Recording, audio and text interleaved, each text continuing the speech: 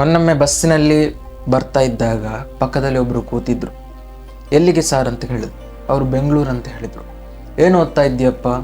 ನಾನು ಡಿಗ್ರಿ ಅಂತ ಹೇಳಿದೆ. ಚೆನ್ನಾಗಿ ಓದಬೇಕು ಹಾಗೆ ಹೀಗೆ ಅಂತೆಲ್ಲ ಹೇಳಿ ತುಂಬ ಅಡ್ವೈಸ್ ಕೊಟ್ಟರು. ನಾನು ಅವರಲ್ಲಿ ಕೇಳಿದೆ, ಸರ್ ನಿಮಗೆ ಮಕ್ಕಳೆಷ್ಟು? ಅವರು ಹೇಳಿದರು, ಇಲ್ಲಪ್ಪ ನನಗೆ ಒಬ್ಬ ಮಗ ಇದ್ದ, ಆತ ಈಗ ಇಲ್ಲ ಅಂತ ಹೇಳಿದರು. ಇಲ್ಲ ಅಂದರೆ? ಇಲ್ಲ, ನಾನು ಮನೆಯಿಂದ ಹೊರಹಾಕಿಬಿಟ್ಟೆ. ಯಾಕೆ ಸರ್ ಹಾಗೆ ಮಾಡಿದ್ದೀರಿ ಅಂತ ಕೇಳಿದಾಗ, ಇದನ್ನು ಹೇಳಬೇಕು ಹೇಳಬೇಡ ಅಂತಲೂ ಗೊತ್ತಾಗ್ತಾ ಇಲ್ಲ. ಈಗಿನ ಮಕ್ಕಳಿಗೆ ಅದನ್ನು ಹೇಳಿದರೆ ಅದರ ಹಿಂದೆನೇ ಹೋಗ್ತಾರೆ. ಆತ ಡ್ರಗ್ಸ್ ಅಡಿಕ್ಟ್ ಆಗಿದ್ದ ಅಂತ ಹೇಳಿದರು.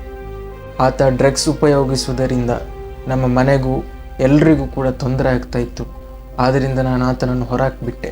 ಈಗ ಆತ ಇಲ್ಲ ಅಂತ ಹೇಳಿ ನನಗೇನೆ ಹುಷಾರಿಲ್ಲ, ನಾನೀಗ ಹಾಸ್ಪಿಟಲ್ಗೆ ಬಂದು ಹೋಗ್ತಾ ಇದ್ದೀನಿ ಅಂತ ಹೇಳಿದರು.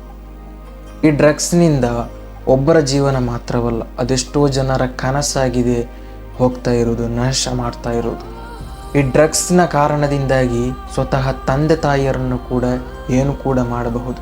ತಂದೆ ತಾಯಿಯರನ್ನು ಒಮ್ಮೆಯೂ ಕೂಡ ನೋಯಿಸಬಾರ್ದು ಅಂತ ಹೇಳಿ ತುಂಬ ಅಡ್ವೈಸನ್ನು ಕೊಟ್ಟರು.